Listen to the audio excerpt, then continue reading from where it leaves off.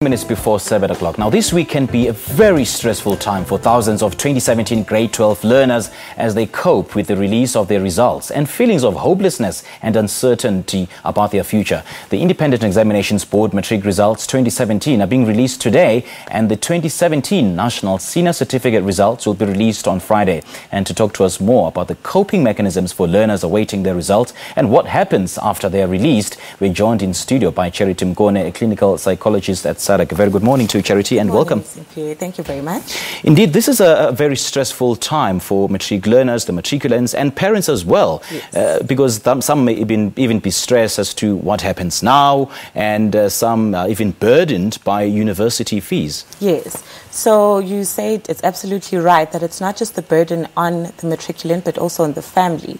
And I mean, right now, it's not even a matter of just passing or failing. It's about getting the good grades, good enough grades to be able to go into a tertiary institution, to be able to apply and qualify for a program that the learner would like to do. So I think this is indeed a time that is actually more stressful than the actual exams for the matriculants, for the school-leaving learner. And it can bring a lot of burden and a lot of strain even on the family members because of the anxiety that the young person carries, but also on the family members in terms of the funding. For some people, the marks that they get and the grades that they get also depend on the funding. So I guess there's a lot at stake and a lot to be anxious about over and above just passing and failing. And that's why it can be a very difficult time for the matriculants and the parents alike. And certainly most difficult, so much so that it can even lead to suicide, yes. before the release of the results. So what are some of the coping mechanisms that matriculants can apply at this hour?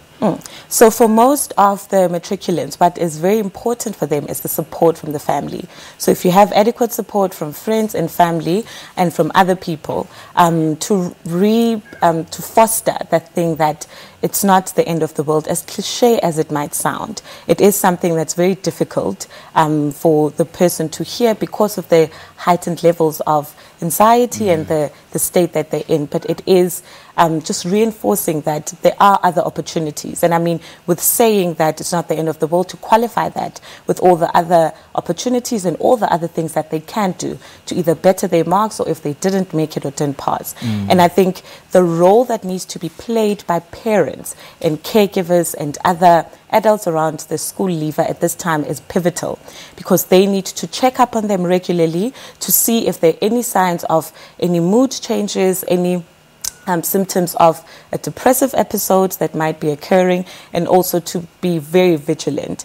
And I think because they're already under so much pressure and that it's a very difficult time for them, to enlist the support of friends and family, and also to call places like SABC and speak to a counselor or speak to anyone to realize that they're not alone, because it is a difficult time and they can feel very isolated and feel like it's something that's happening only to them, but to realize that there are people to talk to. And also the plea is to the parents and the family members to really create a very supportive environment. And because understandably so, for a lot of matriculants, they place a lot of pressure also on themselves, over and above the pressure that comes from families. So at this time for families and for parents and caregivers to be very supportive. And having said that, what are some of the obvious signs that a learner is struggling to cope with the stress?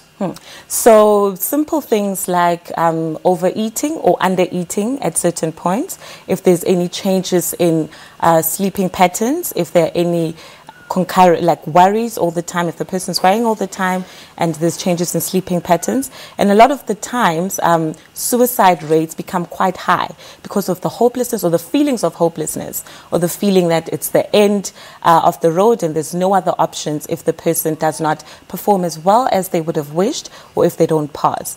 And for parents, also friends and family members to be on the lookout. So if the person jokes about suicide or talks about how they're going to end their life, but in most cases, the teenager or the school leaver might isolate themselves. So also to watch out for isolation, and if they stop activities that they once enjoyed and things that they used to do before, if they suddenly stop doing that, for parents and other people around them to really be vigilant. When do you suggest is the right time to educate learners about coping mechanisms? Do you think it should be after they've written their exams, or shortly before the results are released, or after?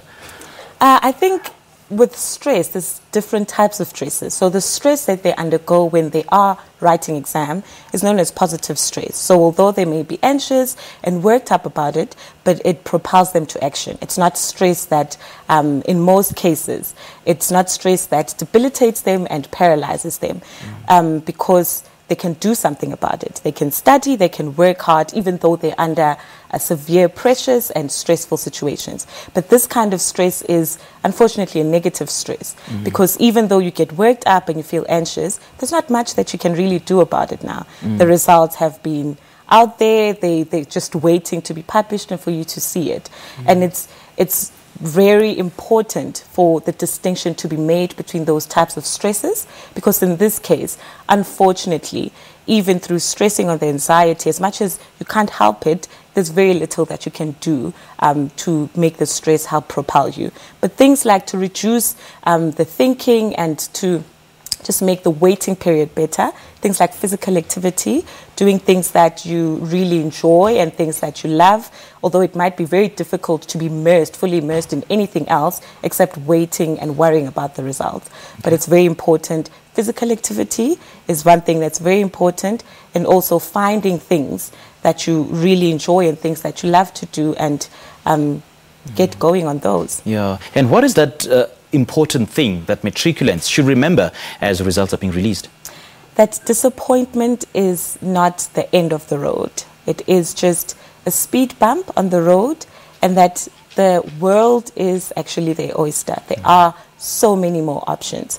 So if the matriculant did not get into that university of their choice or the program of their choice, it is disappointment, and it's actually a good learning curve. As challenging and as stressful and as difficult as it is a good learning curve to realize that disappointments are a part of life, and unfortunately we don't always get what we want, but disappointments are a curveball and not something that means the end of the road. And it's something that they will experience not just now, but for the rest of their lives, and that will help them in being able to cope with stresses and disappointments even later in life. And I'm sure you will agree with me that the release of matric results is not really about the matriculants themselves. So many people are involved in this process, particularly the parents, and it's quite sad that parents have been left out of this, yet they're also very important in trying to help the matriculants cope.